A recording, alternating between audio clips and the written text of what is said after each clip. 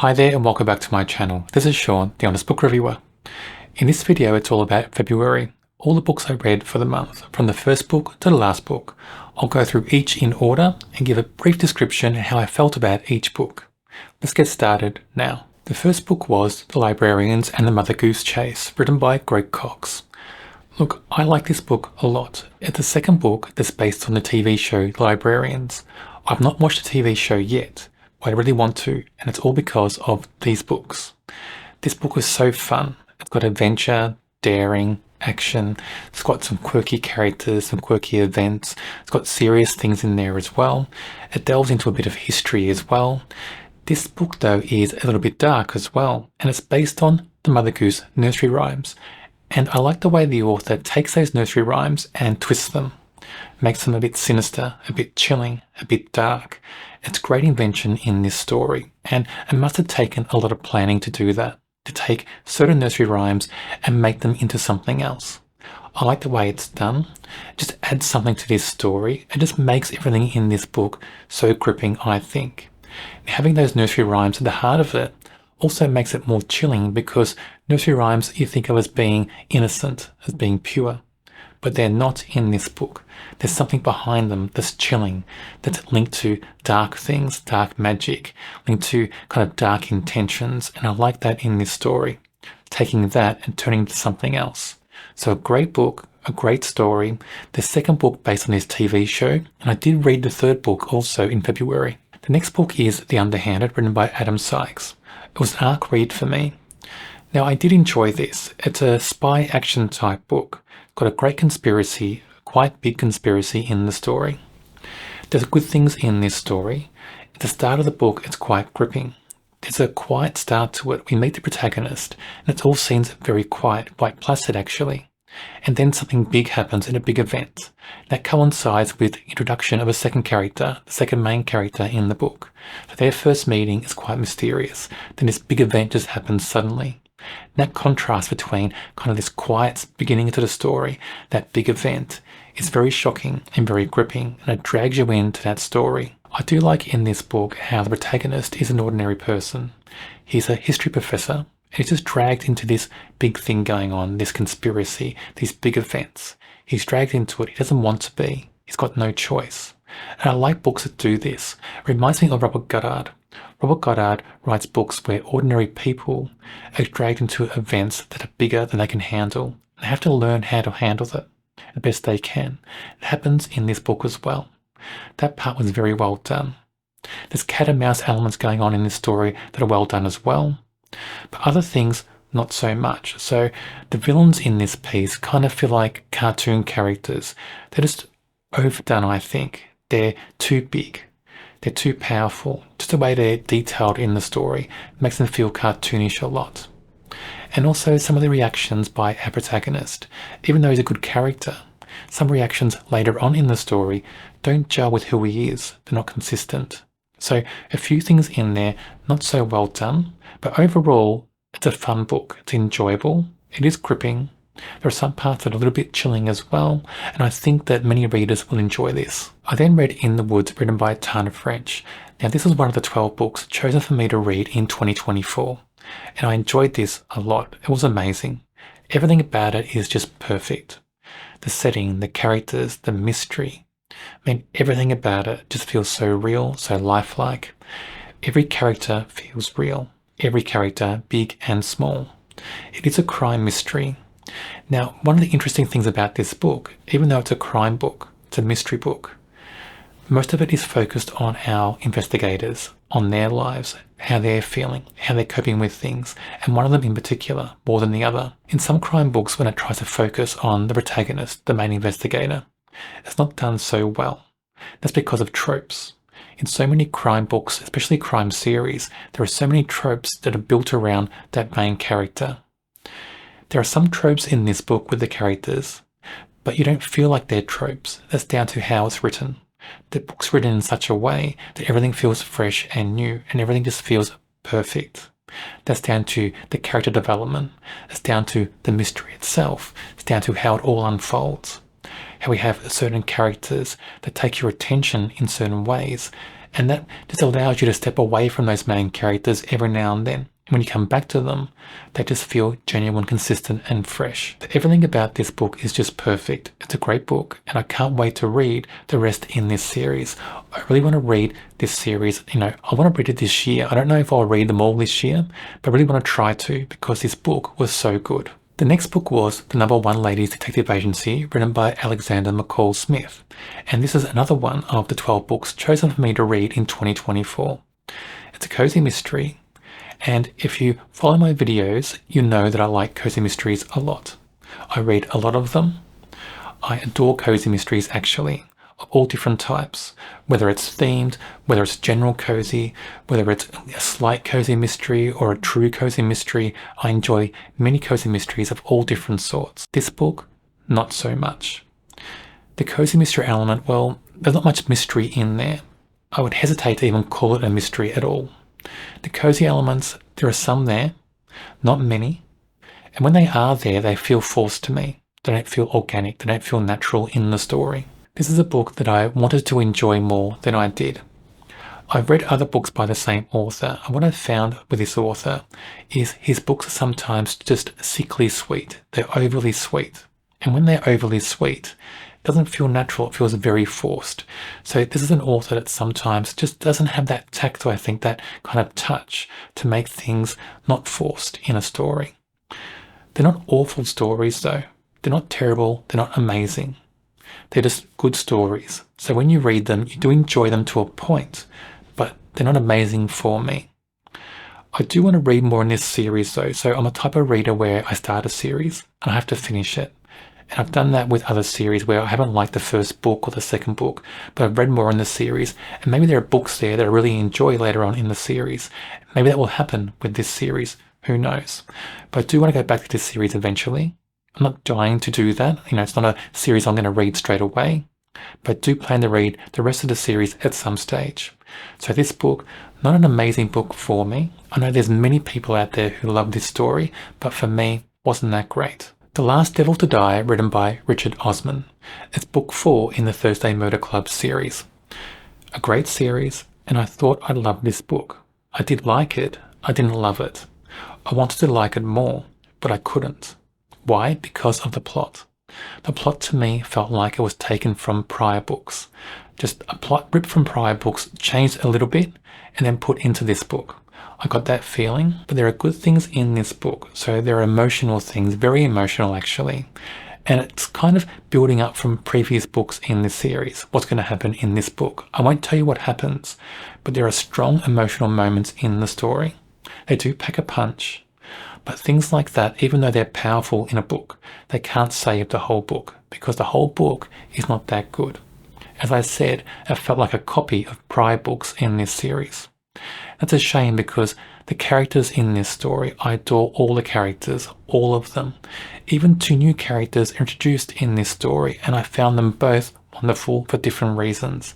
But overall, the story for me just felt lazy. I just got a sense in this book that the author may take a bit longer to write the next book.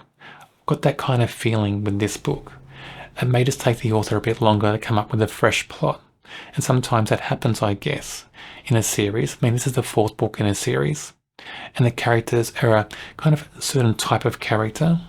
And they're set in a setting where, you've got to really think hard about what to bring into those settings as well. So I just wonder if the author's just running out of ideas. The next book is All the Little Raindrops, written by Mia Sheridan. Now, this is an example of a book where somebody, whether it's a friend, editor, a publisher, somebody should have come to the author and said, maybe rethink your plot a bit. Rethink what happens at a certain part of the plot where it leads the plot in general. Do you really want the book to go in that direction? Because there's a certain moment in this book where everything just goes a bit wrong. It's a big no for me at a certain moment in this story. I won't tell you what it is because I can't go into detail of certain subject matter in YouTube videos, but there's a certain point in the book where for me, it's just all wrong. A big no, shouldn't be there, should have been rethought and redone. It's there maybe, I don't know, to be a bit shocking maybe, I don't know, to be a bit controversial, to bring something into a story that not many people may do in a book. Not sure about that. But for me, it doesn't work. It's a shame because from the start of the story to a certain point, it's wonderful. It's gripping, it dragged me in straight away.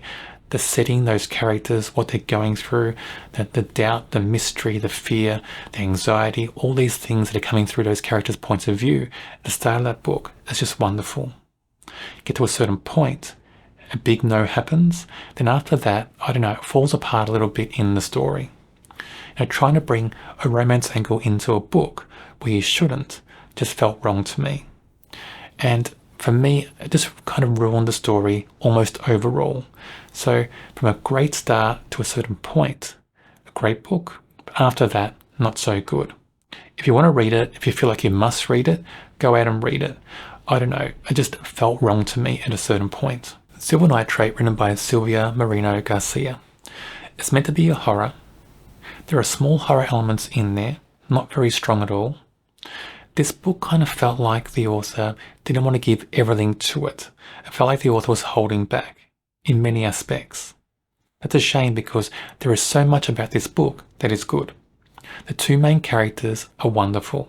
Other characters in the book are a bit of mix for me, but the two main characters are just wonderful. The setting is wonderful. This book is also based around the Mexican film industry, which is wonderful to me because I've not read a book before based around that. So I learnt a bit about that in this story. But the characters, the setting, and that kind of Mexican film industry element can't save a horror book if the author holds back from the horror. It's not really even a slow burn horror. The author's trying to bring slow burn elements into it and just didn't work for me.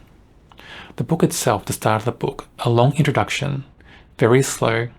Many people think it's slow burn, but it's really not because you don't dive into kind of psychological tension enough to be slow burn. When you get to a certain point, there's some slight horror elements in there that are trying to be brought in by the author. They're not strong enough, not powerful enough. And it starts to lose a plot a little bit when you get these kind of cult characters, these members of a cult that run around like Men in Black characters in suits and dark glasses. That just felt really strange to me, really just off-center, off-kilter, and didn't work in the story. A good concept in this book that's kind of about like a cursed object horror in a way, because these characters, they complete a scene of a movie, and that completes a kind of spell and almost a curse as well. So it's almost a cursed object book, cursed object horror. It doesn't really pack a punch though, even though it's a good concept. It's interesting in that way, not strong enough on the horror elements for me. Our Father's Burden, written by William F. Gray. It's an arc read for me in February. I enjoyed certain parts of this story. It's a horror, very dark, very atmospheric, but in certain parts of the book. I really enjoyed the creature horror elements in this story. They were amazing. Those creature horror elements were a 5 out of 5 for me. If the whole book had felt like that, had it been about that, this book would have been stunning, but it's not. Also in this story, we have themes of grief and trauma, about relationships between fathers and sons. That's a big element in this story. But that grief and trauma, it's with every main character, and I think there's 5 or 6 of them. Every character has grief or trauma at some stage in their lives, whether from the past or the present. In most cases, both past and present, but it's every character, every one of those characters in the woods has grief and trauma. When it's every character, it just drowns out everything else. You don't get a breath. You can't take a breather and step back and have a bit of change, a bit of balance in the story. You need that sometimes, and this book would have been refreshing to have that. So the creature horror elements are perfect, but when you have this grief and trauma that's overdone, it drowns out everything else. It becomes exhausting in a way. So for me, that lets the story down a little bit. There are other horror elements going on in the story that are well done as well. I like that not knowing though what the creature is. You do learn a bit about it later on. That kind of spoiled things for me as well because I thought it was stronger when you didn't know what the creature was. You see little bits and pieces. You've got the atmosphere of the woods. You've got the atmosphere from the creature, that fear, that anxiety, that those characters are terrified of this creature, but they don't know what it is. They don't know what they're frightened of. They just know something out there is attacking them, destroying things. So for me, the strongest elements in the book are when that happens. That fear of the unknown is done so well in this story. For me, that whole book should have been about that fear of the unknown. Robocalypse by Daniel H. Wilson. I enjoyed this a lot. This book is just done so well. It's all about a war between robots or smart machines and humans. And the robots and smart machines are led by this AI. This AI character that's developed, great intelligence and decides to create a war between robots and humans. There are different sections in this book, and each section is another stage where the humans come to grips with what's going on. From the start where the robots just start to be acting a bit strange, in small kind of events all around the world. Then when the war starts and when humans are starting to, group together and try to survive, then try to work out how to win this war. All different stages in the story, and you follow different characters all through those stages. I like all the characters we follow. Different countries, different backgrounds. They've got different skills, different ages, different genders. They're all just interesting to me because of that. They all feel unique. They all feel real. And I just like the way they have different reactions to what's going on as well. And those reactions just suit them. They suit who they are as a character. They suit where they are in the world. Everything in this book is just done very well. I enjoyed it a lot. I want to read the sequel. I do plan to read the sequel, but this book was just spot on for me. One of the best things about this is the AI character. The AI character is not godlike. It can make mistakes, has to make certain choices in this book. Sometimes those choices are wrong, and sometimes those wrong choices just lead to disaster for that AI character. So for me, that makes this book so much more real. Because sometimes when you have stories like this, the AI character in the story is godlike, knows everything, can do no wrong. To have it be as fallible as humans, that was interesting and fresh to me in a story like this. So I enjoyed it a lot. I do recommend this. I think it was written maybe 10 or so years ago, before AI became a big thing. So it's interesting that AI is a big thing now. It's almost like this book was trying to say something about AI. All those conspiracies about AI are in this book that you hear about now. The Marlow Murder Club, written by Robert Thorogood. This book is just perfect. Everything about it. The characters, the setting, the mystery, everything about it is just done so well. The cozy mystery, the first in a series. One character, Judith Potts, is going to be one of my favourite characters in cozy mysteries of all time. I can just tell. I could tell that almost from when I first read about this character in this book. She's just perfect as a character. She's cynical, she's clever, she can be a little bit sarcastic, but also kind and loyal. Everything about her, to me, is just spot on as a character in a book like this. There are two other characters who are main characters as well, and they all feel unique to me in this book. From different backgrounds, different ages, they've got different strengths and weaknesses. They're so consistent. Everything about them, the way they speak, the way they carry themselves, everything is just perfect for who they are in this story. The mystery is perfect, keeps you guessing. The setting is perfect. There's little quirks in there for characters. They're perfect as well because they don't take over the book. Everything is so balanced in this story. So I enjoyed this so much. I can't wait to get to book 2 and read book 3 as well. I just think this series is perfect, and I'm hoping this series carries on for many more books. The Favourite, written by Rosemary Hennigan. Look, I'm not sure about this book, and I'm not sure if dark academia is for me as a genre. I don't know. I've read a few, and I don't really enjoy them. Maybe I haven't found the right one for me yet, but this book just didn't hit the spot for me. This book kind of felt like a bad copy of that TV series, How to Get Away with Murder. It's not the same, of course. I mean, this is not a murder mystery, but it just felt like the author was trying to base this heavily on that TV series. Just many scenes in this story just don't work for me. We have a lot of dialogue scenes in a classroom setting at this university. Didn't work for me because I couldn't picture that in this classroom setting. Just felt too awkward, felt too forced. Also, this plan, this revenge plan from the main character is just so odd to me. I mean, you can't see it working in real life. It just felt very forced, the way she was forcing things to move at a very fast pace. And everything just fit into place for her. Everything she tried worked. Even though when it's obvious he's trying something, it still worked. Just felt really strange to me. You would think other characters would just be a bit too clever to be suckered into something like that. Just felt so strange, so odd. The whole setup of it just felt just off to me. I like the concept though. So the concept is strong and powerful, and the theme of it is strong and powerful as well. But just the way it's done, execution in this story, wasn't that good. So a bit of a letdown for me, and maybe it's all because dark academia hasn't worked for me yet. But I'm sure there's a book in that subgenre that will work for me some stage. But this one just didn't work for me very much at all. The Orphanage by the Lake, written by Daniel G. Miller. It's a mystery and a thriller. It was an arc read for me for the month. I did enjoy the read. Look, it is predictable. The twists and turns, you do guess them before they happen. But the whole structure of the story, the structure of the mystery, is good. The characters are very good. The twists and turns, even though they're predictable, they're done well. I kind of wish that some of them may have been surprising. I mean, that would have added a lot to this story. Maybe just in editing. A few tweaks here and there in editing may have made them a bit more surprising in the story. But overall, it's still a good read. The protagonist is engaging. Her best friend is engaging.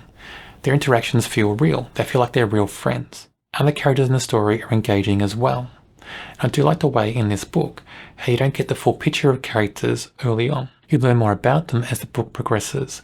So you have assumptions about certain characters, and those assumptions are tested. I like that in this story. So the protagonist in this story is a young PI, and she's down on her luck.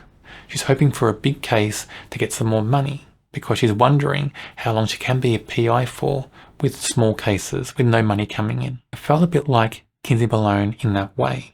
In the Kinsey Malone series, especially early on in the series, the main character's always wondering about where money's coming from, always hoping for that next case. I felt the same way in this story. I wonder if the author got that idea or was influenced by the Kinsey Malone series.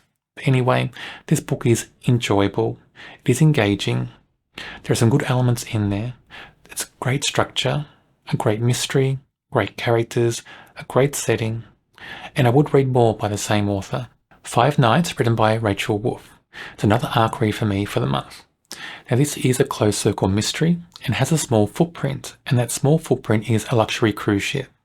So when you add that closed circle mystery, when you have a cast of a few suspects, they're all related, and this luxury cruise ship where people can't escape, and most of the action takes place in a few rooms on that cruise ship. It's a recipe for a good book. It is gripping, it is thrilling, it is exciting and engaging, but not early on. So early on, it felt a little bit boring to me, a bit tedious. It takes a few sections to get really going, and this book is split in sections of 5 days and nights, hence the title 5 Nights. So after about a day and a half, I think, in this book, is when I was really hooked. A bit of a shame, because early on, there's a bit of mystery there. We have threatening notes the protagonist gets, and I think the author's trying to get you engaged with those notes. It didn't work for me so much. It works for me better when you're on the cruise ship already and mysterious things start happening there. That's when I'm hooked in the story. But all the characters in this book, they're all unlikable at certain times, even the protagonist. This book is heavily influenced with secrets, so one of the main themes is secrets, big and small, and the consequences of those secrets, whether they're big and small. Even the main character has secrets. All the suspects have secrets. I like that in this story. It creates doubt. Those secrets are handled very well. You don't know the truth about them until towards the end. You learn little things here and there, even about the protagonist. So I like the way this book is structured. I like the way the characters are structured. I like the mystery. It is engaging. I think a lot of readers will enjoy this story. When They Saw, written by Kody Boye. This is the second book in a trilogy. The trilogy is called the When They Came trilogy. This book for me is a classic bridging novel. So for me, sometimes in a trilogy, I think we have the first book. That's exciting. Big things happen. You're introduced to characters, to events, to the world. The second book takes that and shifts in a different direction. Sometimes the direction is, a big tangent off from what the first book is. Sometimes a slight tangent, but it's different. Then towards the end of the second book, you get some big events happening and a big lead up to the third book. And it makes you think the third book's going to be big, epic. That's what I think this book is. It's a big direction change, a big pace change as well, because the first book was fast-paced, full of action. This book is all about diplomacy. It slows things down and it delves deeper into the main character, into her thoughts, into her mind. And I enjoy that in this story. Even though it's not as fast-paced for me, I want more fast-paced action in this series because I think it works so well in book 1. I did enjoy that change. It wasn't as gripping for me though, so a little bit less gripping than the first book, but the change was well handled, I think. The only letdown in that diplomacy is the resolution sometimes happens too easily. I think more doubt could have been there, more hovering over questions about will things go this way or that way. I think it happened too easily and too quickly in the book. But the lead up to book 3, so at the end of this book, big events happen, and it makes you think book 3 is going to have a big lead up. So I enjoyed that in this book. So for me, a bit of a mixed bag, but overall, I enjoyed it quite a lot. The Librarians and the Pot of Gold, written by Greg Cox. It's the third book based on the TV show The Librarians, and unfortunately, it's the last book based on that TV show. I wish there were more. I've enjoyed all 3 books based on that TV show, and I haven't even watched a TV series. I want to watch a TV series, and it's all because of these books. Everything about these books is just wonderful. They're fast-paced, they're full of adventure and daring, great characters, a little bit quirky here and there. They take things from real life and just shift them in different ways. Everything about these 3 books is just wonderful in my view, and I enjoyed this book a lot. As the title suggests, it's all about a pot of gold. Now, one pot in particular, but there are multiple pots of gold that occur in this story. It's also all about leprechauns. You get to see leprechauns in this story, and they are fun, they are quirky, they're full of life, they're a bit cheeky as well. They do try to play tricks. Everything you think about leprechauns happens in this story. I enjoyed that part of it a lot as well. So much happens in this story that's just fun, that's quirky, and I just wish there were more books in this series. I wish somebody would take it up and write more books, because the 3 books I've read so far are just wonderful. The last book I read for the month was Into the Fog, written by Sandi Wallace. It's a crime mystery, and it's the 3rd book to feature Georgie Harvey and John Franklin. And Georgie Harvey is a journalist, and John Franklin is a police officer. And in this book, John Franklin is trying to be a detective. He's got a secondment to a different station, and he's working on a case with a detective squad. And Georgie Harvey starts out this book by helping out with this youth camp, with a few youth that, they're not in trouble. They're not troubled youth. They kind of have a bit of a troubled life. So a group of police officers and Georgie and some other people are taking these kids on a camp in the wilderness. But that camp, for some reason, they can't go there. So they end up going to some big house in this town called Olinda.